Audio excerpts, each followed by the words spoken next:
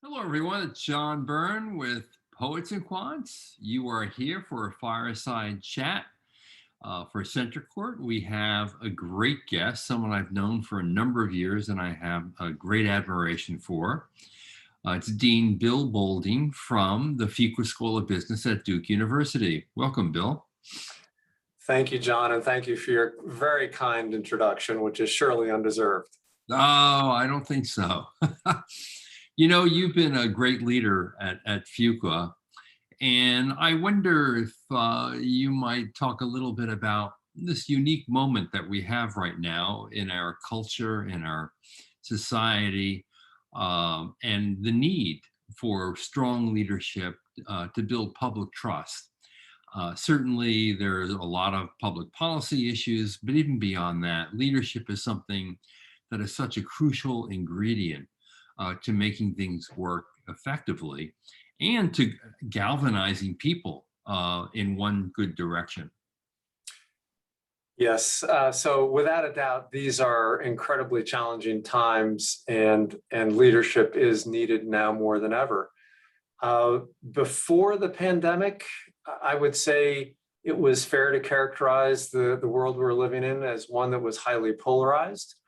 And so then we entered into the pandemic, and we're faced with what was a 3-in-1 crisis that morphed into a 4-in-1 crisis, which is to say, a crisis where we're definitely worried about our health, we're worried about our economic well-being, and we're worried about marginalization of certain people.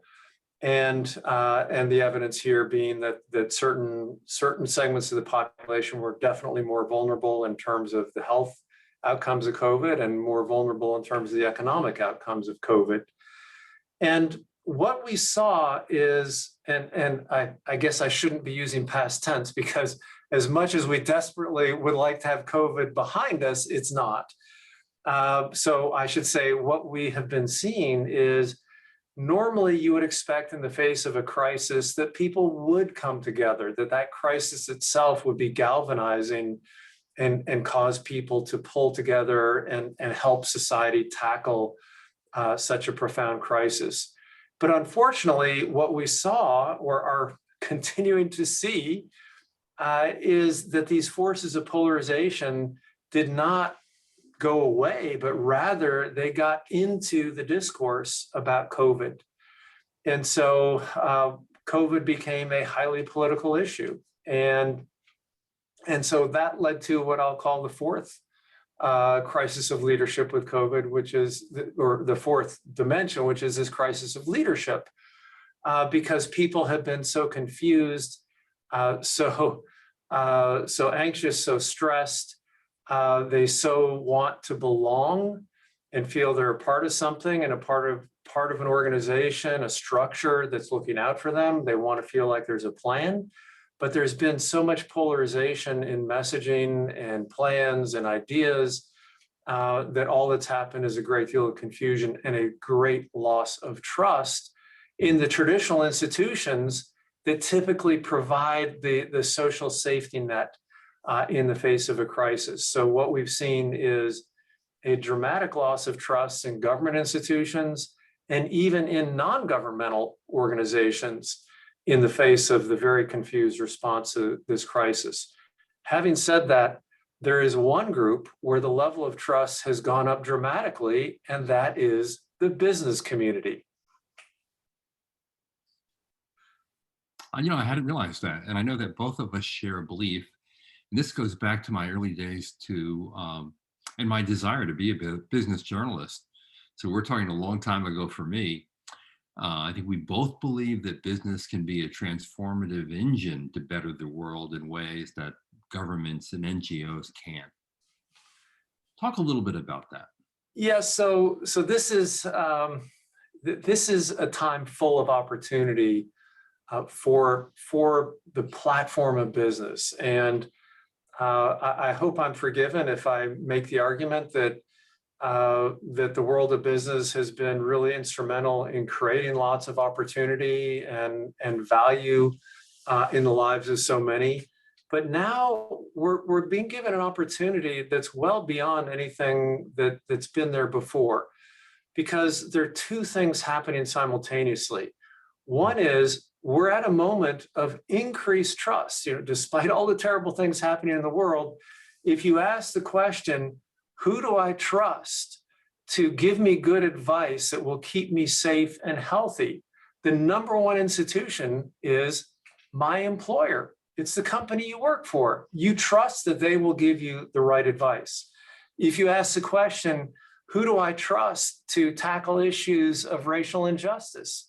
Again, the most trusted institution is my employer. And so we're at a moment in time when we're in a position, because of this trust, that we can tackle issues that go beyond perhaps the traditional profit and loss expectations that one might have of a business, to think about what other roles can we play in society. So the trust is there. And then the second element that is so interesting is the expectation is actually there, that the business community will step into a situation where there has been a lack of leadership. And so I'm sure listeners are familiar with this thing called the Edelman Trust Barometer. They recently collected data from 17,000 employees in 14 different countries. And what they found was extraordinary. These employees want their CEOs to weigh in on what have traditionally been viewed as social issues that other institutions would address. So what do I mean by that? So some of the specific data, 84% of these employees said they want their company to weigh in on climate change. 79% want them to weigh in on the infodemic, which is to say the epidemic of misinformation. 84% want them to weigh in on vaccine hesitancy.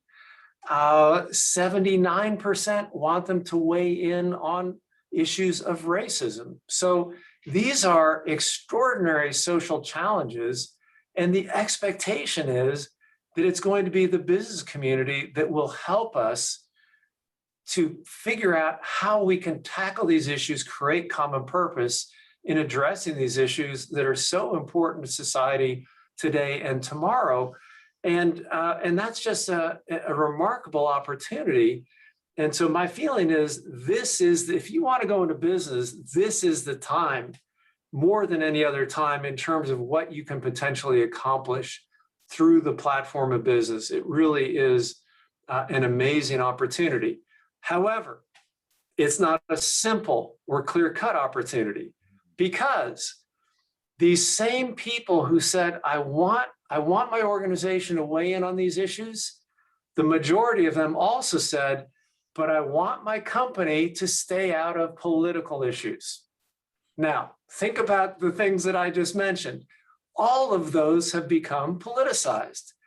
And so what this means is there's a trust in business leadership. There's an expectation on the part of your employees that you're going to act in some way, but they don't want you to become political, and everything has become political and polarized. And so this is the time to be a business leader, but it's also the time to really be thoughtful and prepared to tackle these opportunities. How do these new demands change the way business is taught in a school like Fuqua? Well, that's a great question. So, one of the things that's clearly critical is how do we thread this needle in terms of living up to the expectations of our employees, of society, broadly speaking, to tackle these issues. But how do we do it without getting ourselves in trouble? And of course, you see plenty of examples of CEOs who have weighed into a particular issue and felt perhaps they got pretty burned as a result of having done that.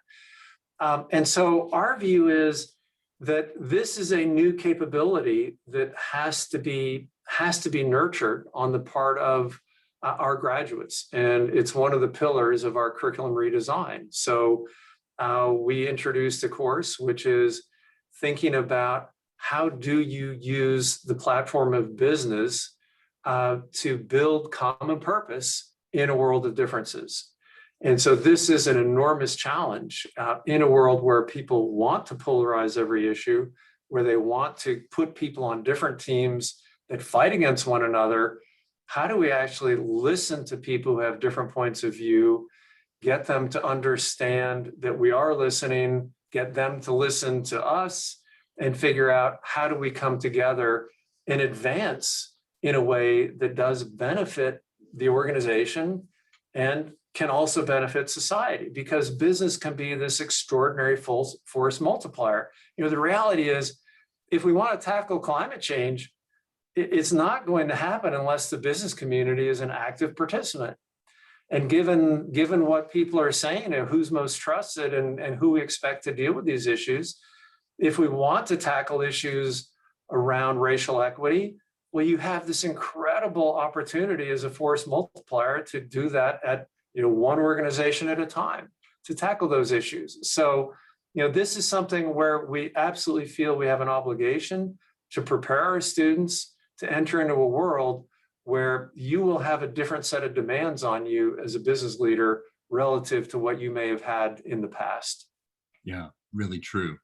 What's also interesting to me is, in the old days, you think an MBA was a general management degree. It still is.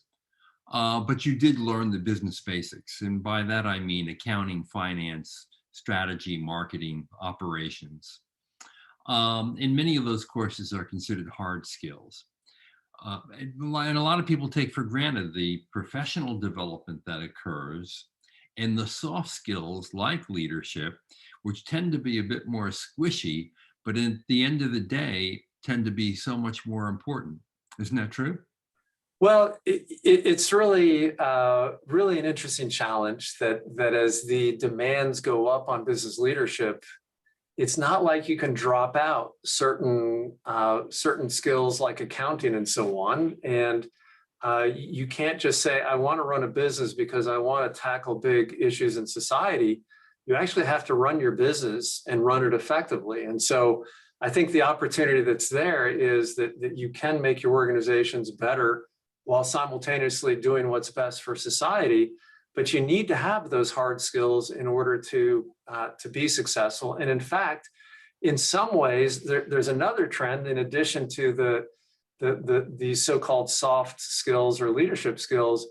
There's increasing demands on leaders to have the hard skills that go along with the digital revolution that we're seeing. That the idea that we have people who can actually understand what machine learning is about and artificial intelligence and how will we digitize our business, how we go through this process where we can take advantage of technology without that being a black box, and understand the implications of the use of that technology while maintaining our humanity.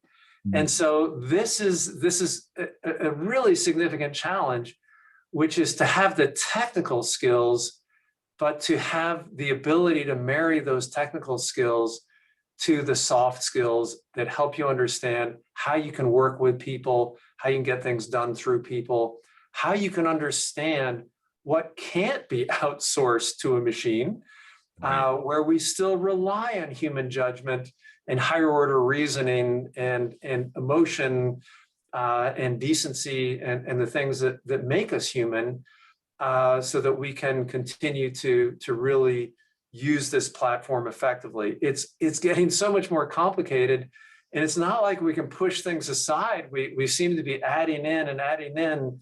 You have to know more and more and more to be able to successfully navigate this very complex world we live in today.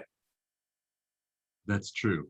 I mean, one advantage in most cultures of business schools is they're really a microcosm for society. You have incredible diversity in many different ways, from the different people from different parts of life, different socioeconomic backgrounds, but also remarkably diverse in terms of geographic backgrounds. So if you go to a business school and you are going to learn leadership, you're going to be able to practice it in a microcosm that's going to be quite relevant to you when you graduate, I would think.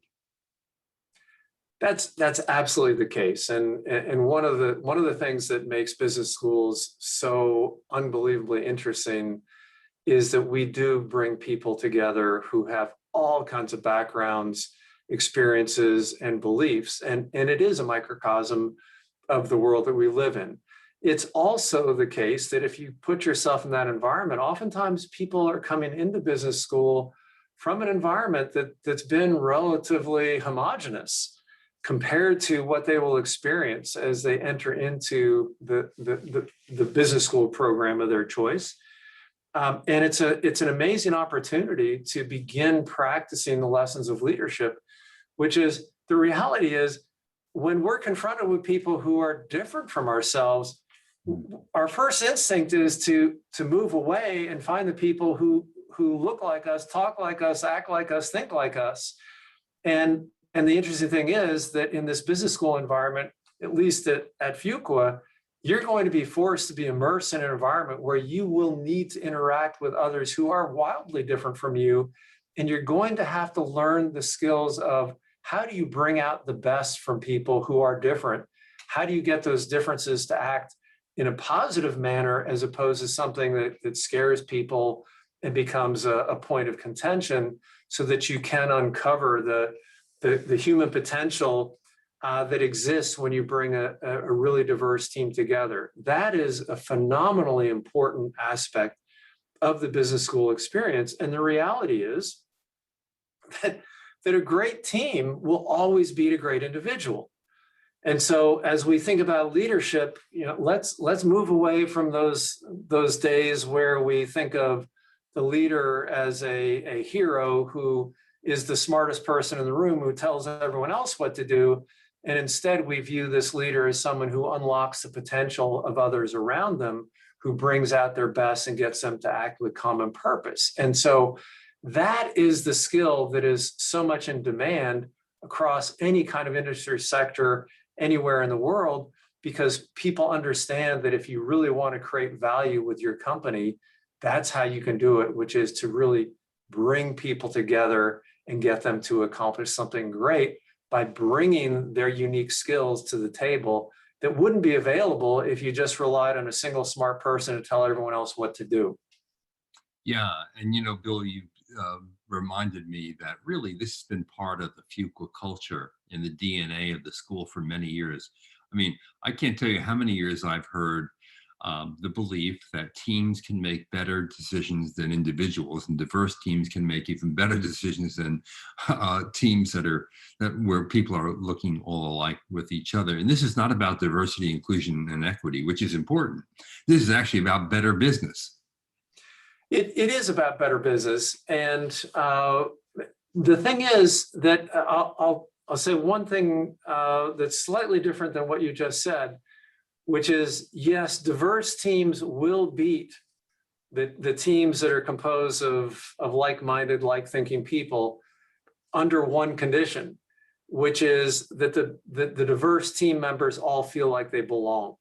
And so what that means is that as you think about some of the phenomena we've been discussing, in a world that is so highly polarized, the tendency has been to really look for differences and to use differences as a fault line and make people like they don't belong. You only belong if you're like me.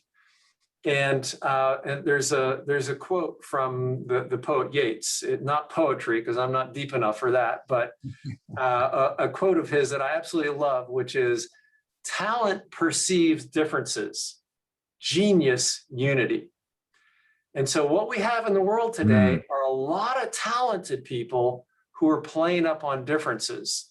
But what we need are the geniuses who can find the unity among these very different people and get them to act with common purpose. And so this is something where I think going to business school gives you the opportunity to really work on your genius. Now, having said that, we believe that it takes back to your question on leadership, we think it actually takes a special kind of person who has the ability to bring people together like that, who has that genius. And so we talk about this triple threat capability of IQ. You absolutely have to be smart. You have to have plans that people trust. You have to have business competence, especially in this very complicated world. If you believe a great team beats a great individual, then you have to have EQ or emotional intelligence. You have to have the ability to work with others and be an effective team member. But at the end of the day, the ingredient that may be most important in a world that is so polarized and sometimes so mean-spirited is DQ, or a decency quotient, the decency to actually care about others, value them, respect them, listen to them, try to elevate them, to think of your success as being their success. And this is when you really make people belong, is if you have the decency to show all of those characteristics. That's when people will give you their very best, their authentic selves. And that's when you really unlock the potential of diversity. Yeah, really true. Now, how do you teach students to not just appreciate diversity, but to foster inclusion? Because that's a whole other issue. Yeah, so this is something where it starts with really getting people to understand that even if we are different, that doesn't mean that we're in opposition to one another, but rather that we need to dig deep to find, in some sense, what's been so challenging in human interaction in recent years is we stop too soon in terms of building relationships with one another, and we focus on the ways that we differ instead of going deep in these relationships and understanding that we do have something in common. Once you find that point of commonality, you can cross a bridge with someone and you discover lots of other dimensions where you share something as opposed to you differ on something. But when you start from that point of sharing, it also makes it much easier to listen to that person in the areas where you differ. And sometimes you'll actually change your mind because you're talking to someone who has different ideas than you, and you've developed a respect and an appreciation for that person. And we're not in a place in society these days where people take the time to develop that respect, care, and appreciation for one another, and therefore start to work on this notion of inclusion to create this sense of belonging and understanding that even though we're very different, that we do ultimately belong on the same team. And you do have a few some unique faculty expertise in this area of diversity, inclusion, and equity, right? We do. We're incredibly fortunate that we have some of the world's leading scholars to help understand how do you build great teams, who can help us understand the barriers that get in the way. So what are the benefits of diversity? What are the benefits of inclusion? What are the things that prevent us from giving people the opportunity to be full-fledged members of teams? What are some of the things that allow that to persist? And so given that, as you said, we've been a school that's been focused on the importance of teams for such a long period of time, we've really invested in having faculty who can help us understand from a rigorous scientific point of view, how do we build great teams? What are the things that are the ways that we can enhance those teams? What are the things that potentially derail us from having those great teams? And so I feel incredibly fortunate that we have a faculty which is a great research faculty, but doing research in areas that is so relevant and so germane in terms of what it takes to be a great leader in this world that we live in today. And so at the end of the day, our hope is always that we're relevant in what we do, that we have scholarship in areas of relevance to society and that can transport itself into our programs, and that we create an educational experience that is of great relevance today. that's something that's been in our DNA, along with this focus on teams, for many, many years. And the proof of that is how you evolve the curriculum. I mean, you mentioned earlier the new focus on data analytics, machine learning, how it's going to impact both the business and the personal world. You spoke about the new leadership course that you're having. So one thing that I really love about business school, it tends to be very responsive to the market, unlike some other schools in the academy. Because obviously you're producing talent for companies that are often at the leading edge in their different industries. And they rely on the school to be very responsive to what the future needs are going to be. So I strongly agree with what you just said. And what's so fascinating about being in a business school is that here's the deal. If you want to go into business, have at it. You don't have to be certified in any way. You know, if you think you're ready, then you can go for it. As opposed to many other professional fields where you must get that degree as part of the certification that will allow you to enter into that field, whether it's law or medicine or engineering and so on and so forth. And so what that has done is it's forced business schools to be relevant. Because if we're not actually adding value, then we'll lose our base of students. Right. Because they have to feel like they're getting the transformational experience that they deserve, and companies have to feel like they're getting the talent that they require in order for them to successfully navigate the very complicated world that we live in. And so, while at times, it sometimes feels like it would have been nicer at some points in the past 5 years to just have this built-in base. It really keeps us sharp that you have to have this relevance. And so that is something that I think is incredibly valuable as a motivating force for every business school. Now, Bill, I'm thinking that a good majority of people, maybe not a majority, but a lot of them enter an MBA program thinking about the post-MBA goal. They may have a certain career track in mind. They may even have a certain role in a given company in mind.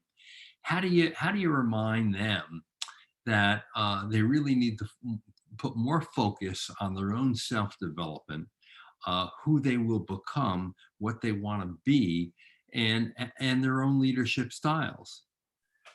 Yes, this is a really.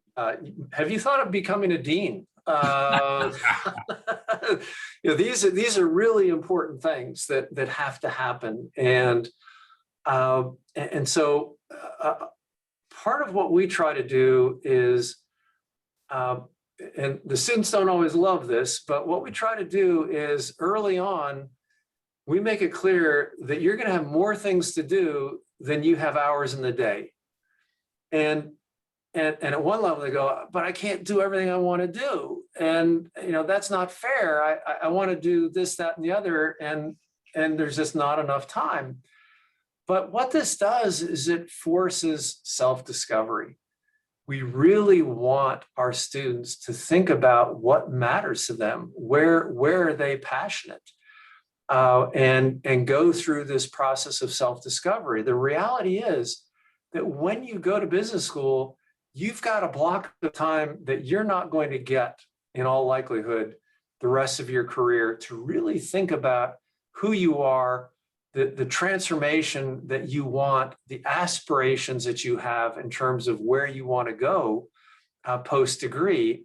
And so this is an incredibly valuable opportunity to develop that self-awareness. And so we have to constantly remind our students, don't lock in too soon. Find yourself.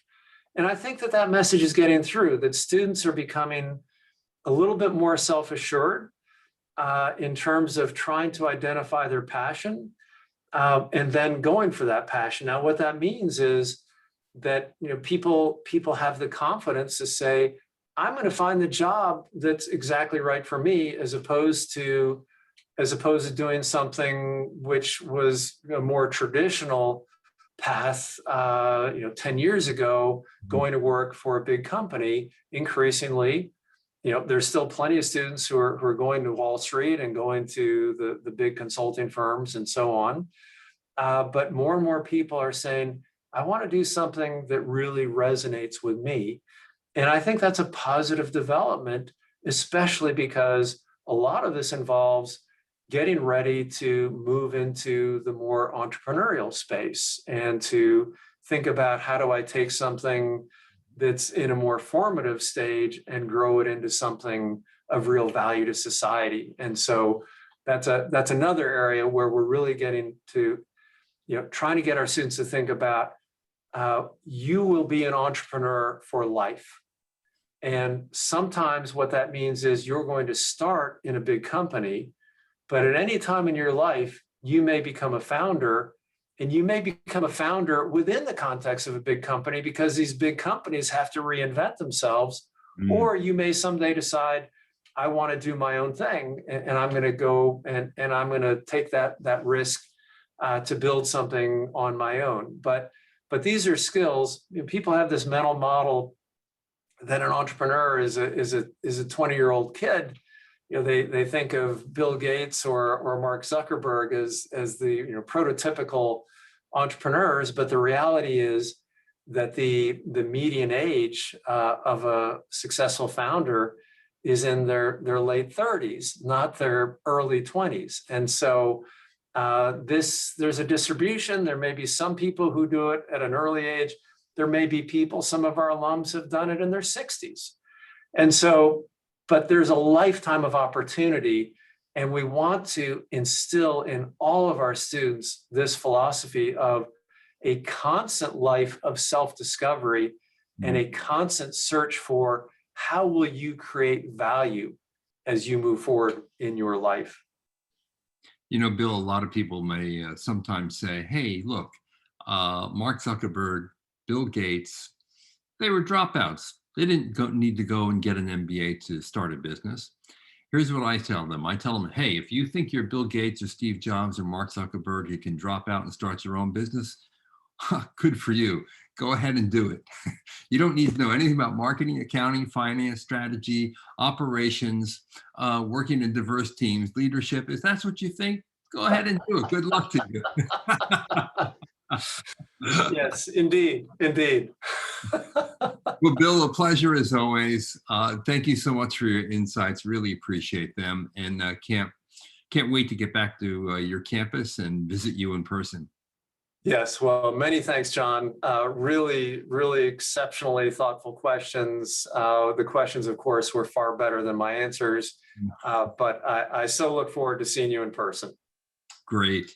Well, thank you very much. So you've been listening to Bill Boulding, the Dean of the Fuqua School of Business at Duke University. This is John Byrne with Poets and Quants. Thanks for watching.